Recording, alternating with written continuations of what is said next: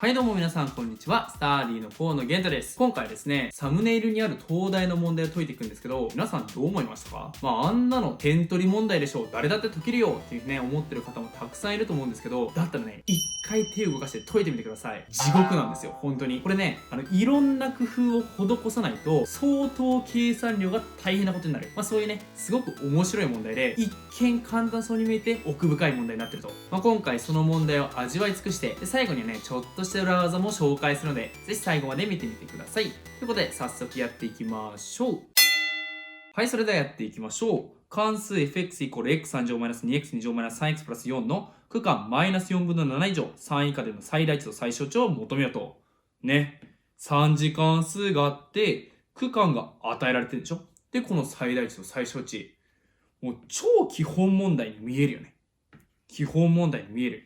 もう誰でも解けるよ。こんなん東大ね、第1問これなんですよ。1991年の問題なんですけど、第1問。最初紙開いて、この問題、やった、ラッキー、20点いただき、というふうにね、思う方多かったと思うんですけど、そこから計算進めていくうちに、あれ、雲行きが怪しいぞってなるんですね。じゃあこれ、まずね、最大値と最小値。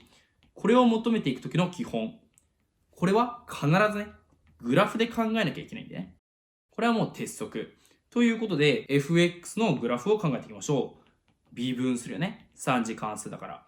3x2 乗 -4x 3と。で、このグラフを考えるわけだけど、これイコール0を考えてみましょう。そうすると、これ解の公式使ってね。x イコール、これ偶数だから、a 分のマイナス b' プラスマイナス b' の2乗、4マイナス ac、4たす9で13と。こういうふうになるよね。要は2つ解があるわけだから、この 3x2 乗 -4x-3 イコール0のグラフはこんな感じになると。ね。これ2つ、アルファ、ベータというふうに置くと、ここアルファ、ベータね。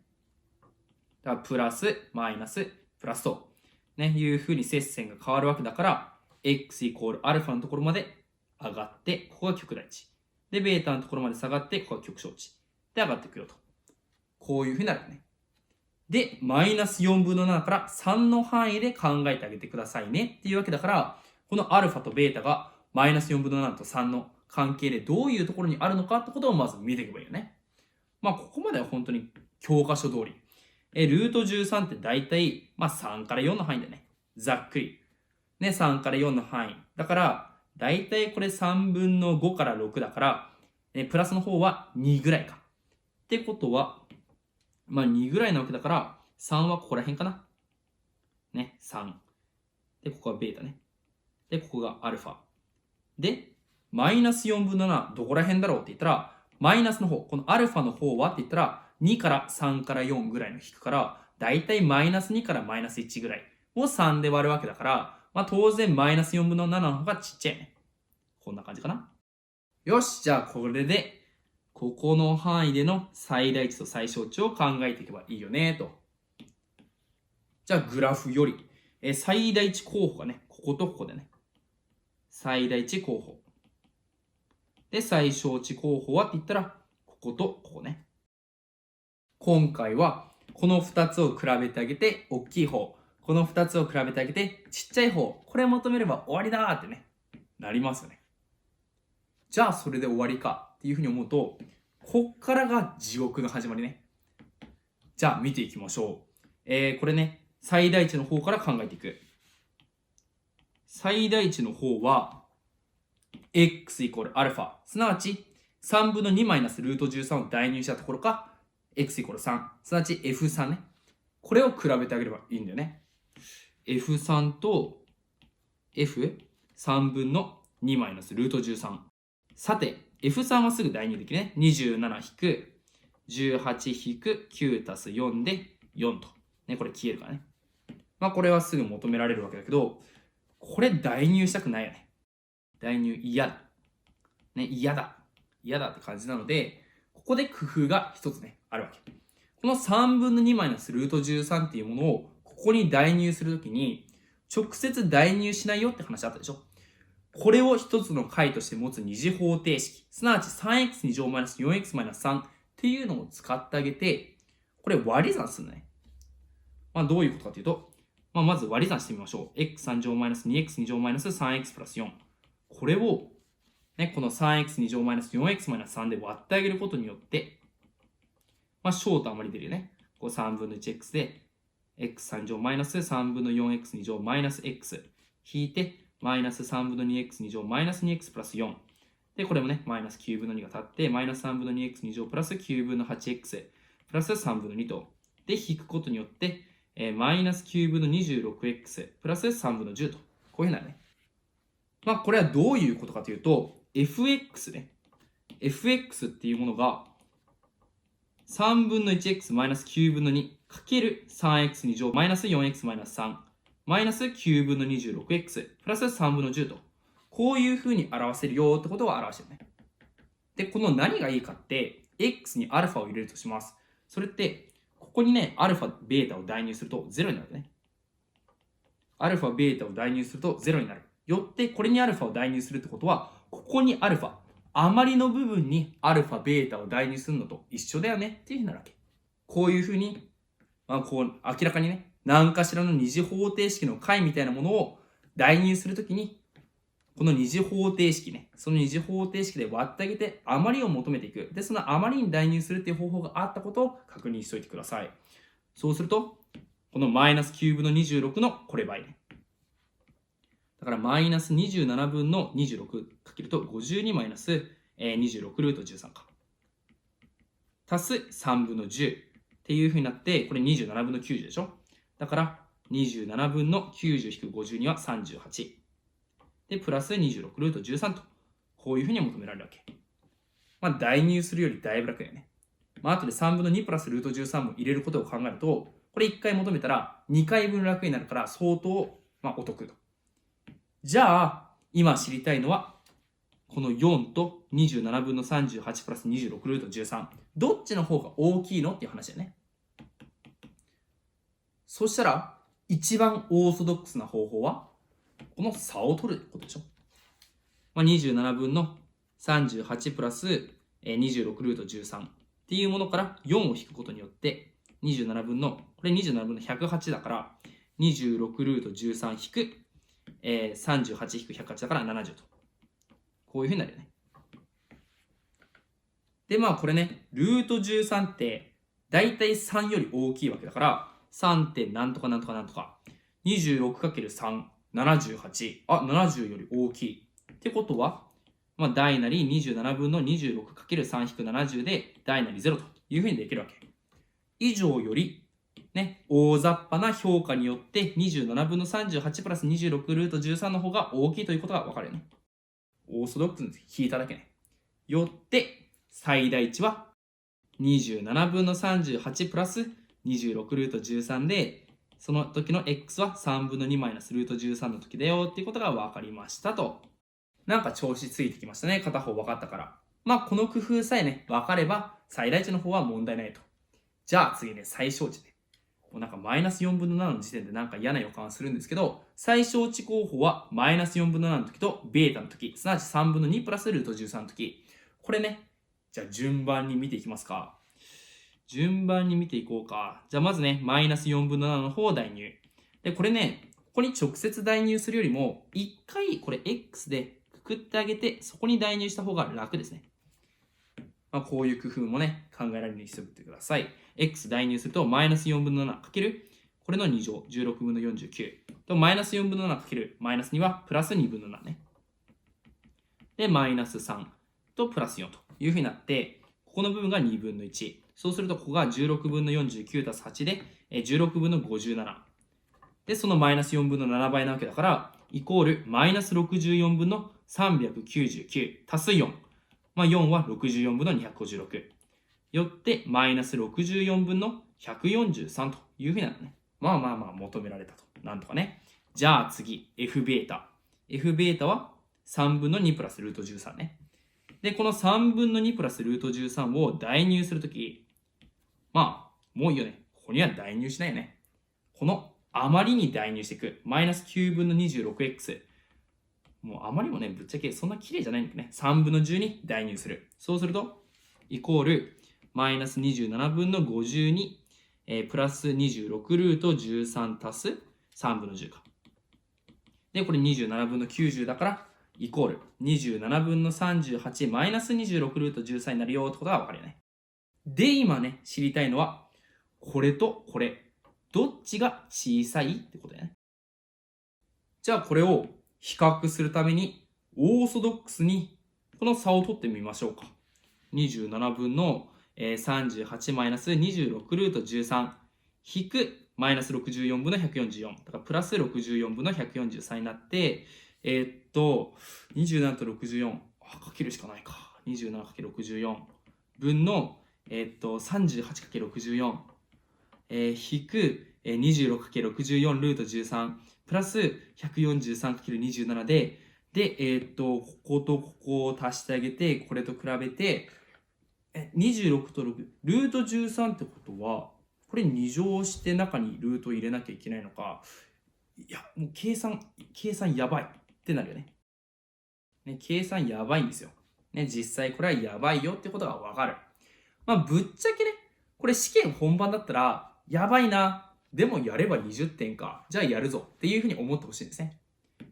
やるかって思ってほしいんですけど、今回これやってもね、何も面白くないじゃないですか。ただひたすら計算だけして、もうね、人間の電卓とカスと、ね、そういう、動画も何も面白くないので、じゃあこれをね、どういうふうに比べていけばいいのかっていう方法ね。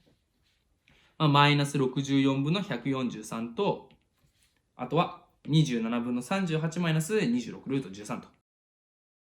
これね、差を取るのではなくて、今度ルート13の方をなんとか禁じしていけないかな、みたいな感じで思ってくれるといいかなと思います。ルート13っていうのは、ざっくりね、3から4なわけでしょ ?3 から4。で、今回3入れて計算して、4入れて計算して、じゃあそれでマイナス64分の143より大きいのか小さいのかが分かるかって言ったら、実際ね、分かんないのね。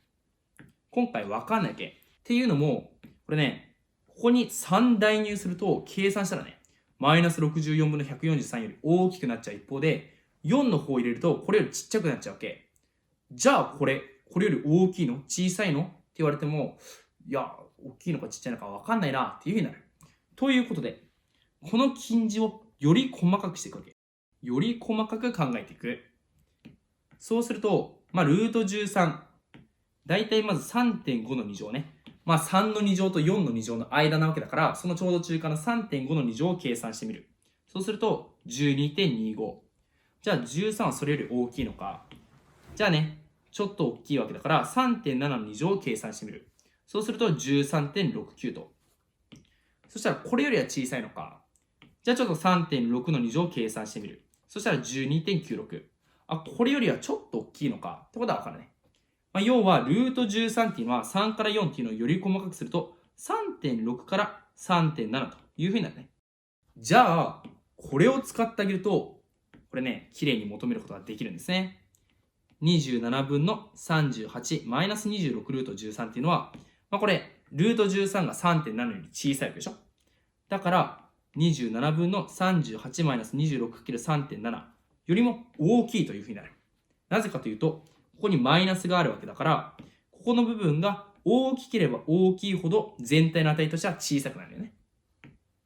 で、これ計算していきます。これぐらいだったらできそうだね。26×3.7。計算すると、ここの部分が182と78になって962と。だから27分の38マイナス 96.2 というふうになって、96.2-38 をすると 58.2。だからマイナス27分の 58.2。で、これをね、割り算またしてあげてっていう感じね。無理はない計算量でね。1、27、150。で、これが5、135と。こんな感じで、マイナス 2.155 点点点という値になる。一方で、マイナス64分の143の方が大体どれぐらいかというと、これも同じくね、143割る64っていうのをしてあげると、2、128で、150.2、128。もうこの時点でね、マイナス 2.2 点点点なわけだから、もうこれが確定するよね。ね、これ大体マイナス 2.2 点点点だからね。こっちの方が大きい。よって、これはこれより大きくて、これはこれより大きい。すなわち、27分の38マイナス26ルート13とマイナス64分の143を比べると、こっちの方がちっちゃいよねっていうことがようやくわかんない。まあ、計算量の鬼って感じだね。鬼。まあこれでなんとかね、最小値がマイナス64分の143、かっこ x イコールマイナス4分の7の時というふうに求めることができました。まあ復習すると、これね、まずはグラフで考えるわけだから、増減表を書く。で、アルファ、ベータがマイナス4分の7と3の間にあることから、ここが最小値候補、ここが最大値候補ということがわかる。で、最大値候補の方は普通に代入していこうと思うわけだけど、これを代入するときに割り算してあげて、あまりに代入するという手法で効率化をね、測ったね。で、これ計算しました。で、これのね、大小を比べるときに、オーソドックスには差を取るでね。で、さ、まあ結構荒い精度で計算することによって、こっちの方が大きいということが分かった。じゃあ最小値の方はって言ったら、ここが地獄の始まり。まあこういうふうに因数分解して代入っていうね、ちょっとしたテクニックを使いつつ、それぞれの値を求めていく。で、これとこれの差を取ると、まあ相当えぐい計算になる。で、まあこれ試験本番だったら、まあやってもいいかなとは思うんですけど、基本的にやりたくない。じゃあこれとこれの比べ方として、別の方法としてね、ルート13を精度細かくしていこうと。まあこれね、2桁 ×2 桁の計算ぐらいだったら、まあ常識の範囲内かなと。で、3.6 から 3.7 の範囲を考えてあげて、で、これがね、3.7 より大きいっていう、これを計算していくと、まあちゃんとね、評価ができたよっていうふうになるわけ。まあこの流れでやっていくんですけど、まあこれ、この問題からは想像もつかない難易度ですよね。思ったよりはるかに難しい。ということで、最後にね、この問題を割と簡単に解く裏技紹介していこうと思います。これね、3次関数に、特別ね、グラフの性質があって、どういうものかというと、ここね、極大値と極小値ありますよね。極大値と極小値を通る X 軸に平行な直線をこういうふうに引いていきます。で、ここもね、伸ばしていって、で、ここで長方形作るのね。こんな感じで。で、そうすると、ここでね、区切られて、で、このちょうど真ん中の点で区切っていくと、ここの長さが全部ね、同じになると。そういう面白い性質があるんですよ。ここの点っていうのはすごく特別な点でして、3次関数の中で辺極点なんですね。辺極点っていうのは、詳しくは数3で習うんですけど、3次関数の面白いところは、この辺極点に関して、このグラフが全部点対称になってるわけね。点対称。だから、この極大値と極小値を結んだちょうど中点のところに、この点があると。この性質を使うと何がいいかっていうと、今回ね、この部分がアルファで、この部分がベータだったわけじゃないですか。そうすると、ここの座標っていうのはすぐは求めることができて、3分の2マイナスルート13と3分の2プラスルート13ね。ちょうど真ん中のとこでしょ。だから3分の2なわけね。これはすぐ求まるよね。そうしたら、この長さがね、全部わかるわけですよ。そうすると、3分の2マイナスルート13と3分の2の距離だから、ここが3分のルート13っていうふうに求めることができて、3分のルート13、3分のルート13、で、ここも3分のルート13、3分のルート13と。そうしたらね、ここの値が簡単にわかるね。ここの値が3分の2プラス2ルート13。で、ここの部分が3分の2マイナス2ルート13というふうになる。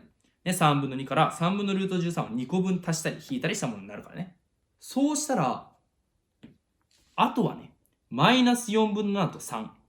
こいつが3分の2プラス2ルート13よりもこっち側にあるのかこっち側にあるのか。3分の2マイナス2ルート13よりもこっち側にあるのかこっち側にあるのか。これさえ分かれば答え出るでしょ。例えば3の方で言うと、これ引く3を考えていく。3分の2プラス2ルート13引く3はって言ったら、これは3分の2ルート13引く7でしょ。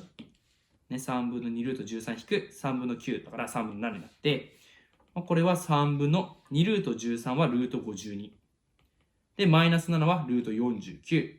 これは正だよね。じゃあ3分の2プラス2ルート13の方が大きいんだよね。すなわち3はここら辺にあるわけでしょ。3はこっち側にある。とすると、このアルファの点と3、どっちの方が大きいのって言ったら、当然アルファの方が大きいということがわかる。じゃあ今度ね、マイナス4分の7と3分の2マイナス2ルート13、どっちの方が小さいのということを考えていくと、また同じようにね、3分の2マイナス2ルート13からマイナス4分の7を引く。だからプラス4分の7を考えてあげて、これだったら楽勝で通分できるよね。12分のこっち4倍とこっち3倍。だから、8足す21で29。マイナス、こっちは8ルート13という風になって、これの比較はもう楽勝でね。ルート。だからもう2乗が楽勝なわけだから、29の2乗。だから841引く。このルートの中は 13×64 と。ね、13×64。だから、640足す190ね、832というふうになる。これより正であることがわかるから、3分の2マイナス2ルート13の方が大きいのね。つまり、マイナス4分の7っていうのはここにあると。ね、ここの部分にマイナス4分の7があるということが言えるわけだから、このね、マイナス4分の7とベータ、どっちがちっちゃいのって言ったら、マイナス4分の7ということがわかるわけね。こんな感じで、この3次関数のグラフの性質っていうね、面白いね、性質を使ってあげることによって、これ、fx ね。fx、このx3 乗 -2x2 乗 -3x プラス4に代入した後のこの値。これで計算すると相当大変なところを、この x ね、マイナス4分の7とこれ、3とこれっていう比較的簡単な数で比較することができるようになるよと。